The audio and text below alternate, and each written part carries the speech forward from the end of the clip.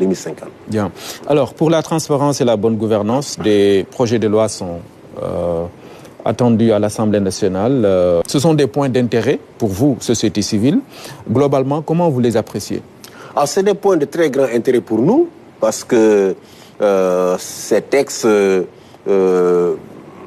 certains, c'est de nouveaux textes, comme les lanceurs d'alerte, etc., comme la loi sur l'accès à l'information. D'autres, ce sont des textes qui modifient ou remplacent des textes qui existaient, comme la déclaration de patrimoine ou la FNAC. Ce que je peux dire, ce sont des textes qui traduisent la volonté du régime exprimé par le président dès son premier discours à la nation, de lutter contre, évidemment, la mauvaise gouvernance dans ce pays. Et nous avons évidemment étudié ces textes que nous disons globalement, évidemment, satisfaisants, même si les textes de loi, comme vous le savez, à l'épreuve de leur mise en œuvre, on peut les modifier dans quelques années, les améliorer. Mais pour le moment, nous avons quand même de très bons textes. La loi sur l'accès à l'information, évidemment, il y a quelques exceptions, comme toujours, la sécurité nationale, disons... Les informations qui relèvent du secret de défense, etc. Voilà, secret de défense, etc. C'est normal, ça se passe comme ça dans toutes les démocraties. En ce qui concerne les lanceurs d'alerte, c'est également un très bon texte, avec cette incitation de 10% pour que, évidemment, ceux qui prennent des risques pour dénoncer puissent être évidemment encouragés en retour. Mais ça fait l'objet quand même de critiques, parce que certains pensent que voilà, c'est une menace à la cohésion nationale du moment que on récompense des gens qui, voilà, peut-être vous savez, ça ouvre la voie à de la délation, etc. Non, ce n'est pas une délation. Je pense qu'un texte est très bien encadré. Cette loi ne permet pas aux gens de se lever, de diffamer, de faire des accusations gratuites. La procédure d'alerte est bien encadrée. Ce qui fait qu'aujourd'hui, ce que vous le faites, suivant, évidemment, tel que c'est encadré, vous courez aucun risque d'être poursuivi pour diffamation, etc. Donc, mais encore faut-il... c'est un texte qui est bien. Les lanceurs d'alerte... Il faut peut-être définir ce que c'est. Oui, mais déjà, c'est défini dans la loi. Ouais. Lanceur d'alerte est défini. Et je crois que ce que les gens demandaient, c'était la protection. Ce qui intéressait ceux qui veulent lancer les alertes, ce n'était pas vraiment la récompense. C'est vraiment d'être protégé pour pouvoir lancer. Éviter qu'ils subissent les répressions. Que vous soyez dans un service, que vous voyez que, évidemment, il y a de mauvaises pratiques en matière de gouvernance, que vous les dénoncez, qu'ensuite, il y a une répression contre vous, de la part de vos supérieurs. Les gens veulent cette protection. C'est ça que les gens demandaient. Maintenant, s'il y a une récompense qui vient, je ne pense pas que c'était cela l'essentiel de ce que les gens demandaient au départ. Il y a des pays qui ont instauré ce système de récompense, d'autres ne l'ont pas instauré du tout. Je pense d'ailleurs que les 10% sont très élevés.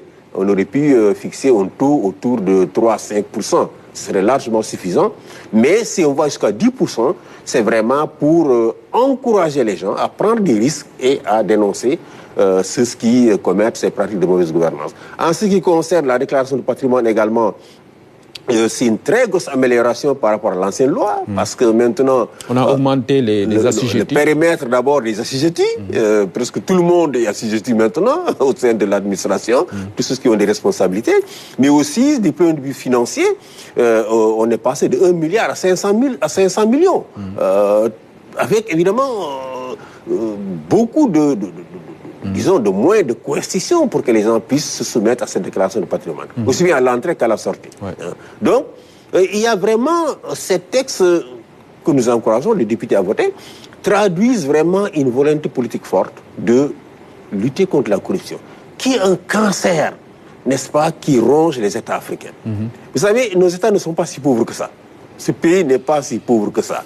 Ce pays n'a jamais pu décoller depuis 1960 parce que toutes les personnes qui exercent les fonctions publiques ont d'abord pensé à se servir au lieu de servir ce peuple sénégalais. Si le peu de ressources que nous avions avait été utilisé pour le bien exclusif du peuple sénégalais, on aurait fait de grands pas sur le chantier du développement. Ce n'est pas seulement le cas du Sénégal, mais c'est presque tous les États africains. Donc c'est bon de lutter sans concession contre la corruption, pour que les ressources de ceux qui exercent les fonctions publiques sachent que ce n'est pas au moins de s'enrichir. Hein, c'est pas au moins de changer. Si on veut être riche, on va dans le secteur privé, on entreprend, on fait des affaires, on devient riche. Mais quand on va dans le secteur public, c'est pour servir. Ça un sacerdoce, n'est-ce pas, de service. Les fonctions étatiques doivent être un sacerdoce, n'est-ce pas, pour servir son pays, pour servir évidemment ses concitoyens. Ah, mais il faut quand même encadrer, c'est important. Oui, je pense que les lois encadrent suffisamment tout cela. Maintenant, dans leur mise en œuvre, on verra...